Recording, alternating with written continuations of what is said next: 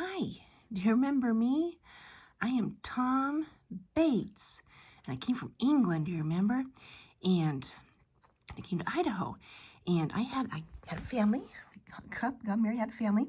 These are all of my kids, and I had one daughter I was going to tell you just a little bit about. Remember I said that? This is her right here. This is Annie Bates. So that's all my kids as they're grown up. I married a second time, so we have a kind of big family. I just want to tell you a little bit about Annie. And I had married Nora Foster, if you remember. And we had Ernest and Henry, our two sons. And then we had a little girl, and then she died. And right before she died, we had another little girl, and that's Annie. And then our other little girl died. We will see her again. But this is Annie. And when she was about a year old, and she was starting to walk just a little bit, Nora and I noticed a little bump on her back. A little bump. There's a little tiny one, but it kind of worried us. And Nora wasn't feeling good a lot. She kind of had some health problems, and we were worried about her too. And I had to run the farm and all this. And my wife Nora died, and she got sick and she died. And so I was left with the three little kids and my little girl. And pretty soon, well, I don't know, how would I take care of a baby? I moved her, I kept the boys with me, and I moved Annie to Sunnydale, Idaho, because we live in Driggs, Driggs. And so I moved Annie to Sunnydale, Idaho with her aunt and uncle. And her grandparents also live there. I think you have met them. They are the Fosters, Anne and Charles Foster. I think you have met them. They also lived up there. And so I took Annie to just to Sunnydale, just to have somebody else be able to take care of her. And so she was living there, and while she was living with her aunt and uncle, and her grandparents were there, she became paralyzed from that little bump on her back, and she couldn't walk. She couldn't walk anymore, and so we gotta figure this out. And so I would take her to doctors at a big hospital in Salt Lake, and we did that for a while. She started getting older while we did that. Stand up. And they would put her in a huge cast. Your whole body is in a cast, like you see in cartoons, probably. Yeah, it's a real thing. But that's kind of what it looked like. Not quite, but that's kind of what it looked like for her. And I was scared of the doctors. I would hold on to my dad's legs and say, "No, please don't. We had to do this," and try to help her bones grow straight enough that she can maybe walk again or something. But because the bones were having problems. The bones in all of her body were having problems. So they put her in a big cast, and they had something like this was a kind of a cast you had to wear, but then this would go around your head and hold your head up. Can't move her head, no move her head, and she could take it off to eat. I could take it off to eat, and that was it. That was I did not like that thing. I did not like it. And when I was home, after each time I went to the doctor, and they put a new cast on, and then they sent me home. About 6 months later, we go back, and I would pull myself around my arms, and I would just get around like that, and my grandma would just cry when she saw me doing that, because she had some problems with her feet. If you remember her story, she got kind of lame when she got older. She couldn't use her feet much because they hurt. They just hurt. And she was worried about me, but well, it helped. It helped. I can't remember how old I was when I learned to walk again, but I got to walking again, more or less.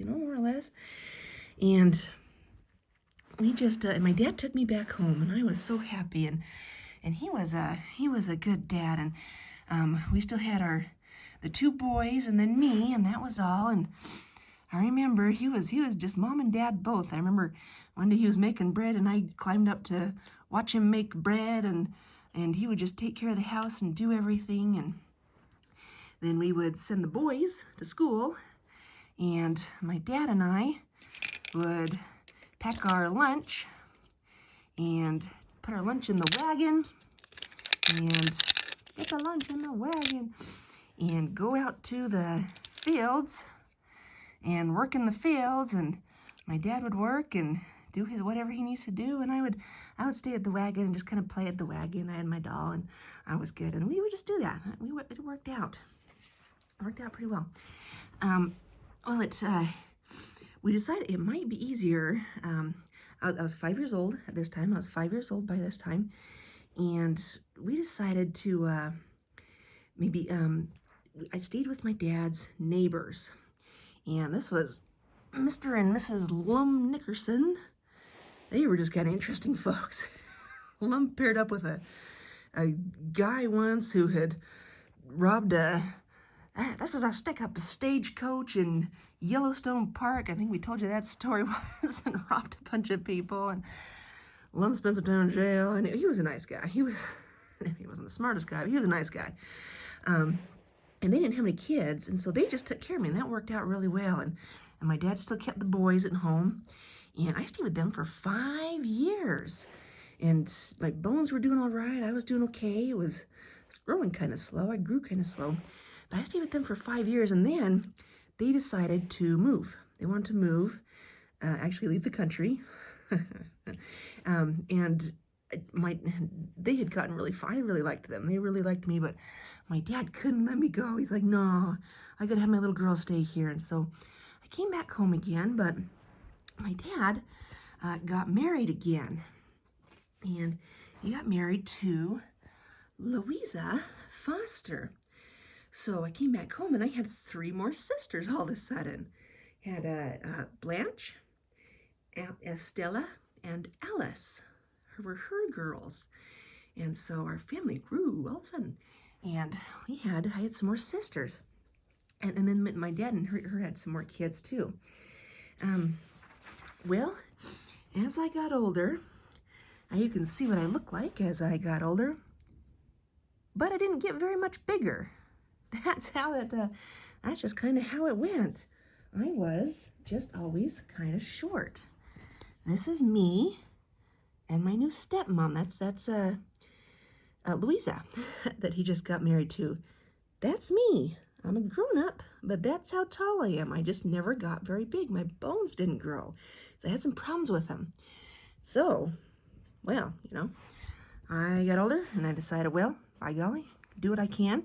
And I went to high school in Utah at Weber Academy. It's a university now, but I went down there to high school, and I worked in a millinery shop. That's my boss. Her name is Miss Elizabeth Sutherland. And a millinery shop is where you make hats, ladies' hats. You make nice hats. You make them, and you can sew pretty things onto them and stuff like that. And there were some other girls that worked there, and I liked that. Well, guess what happened? We had a war going on, World War I. And about the same time, we had a disease. It was the flu pandemic. It was really bad. And it started closing things down. We had to close everything down. Your church, your school, you couldn't go to school. Have you ever had that happen? Maybe you have had that happen. You couldn't go anywhere, and everybody had to wear masks. Have you ever had that happen? So did I. And my boss got sick. And so she stayed at home, and I stayed there and took care of her. And I was sure hoping I wouldn't get sick. But it was this really bad flu. And the girls at the shop would come in the window. They would hand me some food and stuff like that, so I could take care of her boss. And I couldn't go anywhere, and because you had to stay home. You can't go anywhere. Have you ever had to do that? We had that before. We had that once. And it was almost a month that I was there. It was 3 weeks. And boy, I was homesick because people were dying. I was kind of worried. And I don't know if my boss would die and if I would get sick. And I missed my family. And I was just kind of, I wanted to go home. I was kind of homesick. Thankfully, I never got it. And my boss started to feel better. And as soon as she could kind of get up and take care of herself again, I said, I would like to just go home and see my family again. I miss them and make sure they're okay. And she said, yeah, that's fine. Good for you. And so you couldn't travel very much, but I got clearance and I took a train, and the train was not very full. This is a full train, but that's what they look like. But not very many people could travel because the government wouldn't let you. They're still in quarantine. So I was in a train. But let me tell you, what else happened? The war ended. We had been at war, remember, World War I? And I traveled home on Armistice Day, it's called. And everybody was out and celebrating and so happy, and there was so much noise. Those big cities, look at all those people. Those are all people down there. And everybody's so glad America won. They helped win the war, and all the soldiers were out, and everybody's whistling and shouting and making so much noise. I mean, it was kind of fun. And but I was so glad I got to just go home and be with my family. And I finished high school in Driggs. I just stayed there and went to Driggs. It worked out. And then I opened a millinery shop because I knew how to do it because I worked there. And so I just, little me opened my own little millinery shop, and I just made some hats, and I served in a church, and I taught some little kids, and they weren't much smaller than me, but they sure liked me, and I liked them. And I'd been told in my patriarchal blessing that I should do temple work, and so I did. I went to our close temple, which is in Logan, Utah, and our other close temple, which is Salt Lake, and then Idaho Falls got a temple. Oh, hooray, I was so happy. That made it so much easier. And so, sometimes you're not very big, and life is kind of hard, but by golly, I can do, well, almost anything I want to. Maybe not quite, but it's pretty darn close, and I did it. You can make it work. You can do that.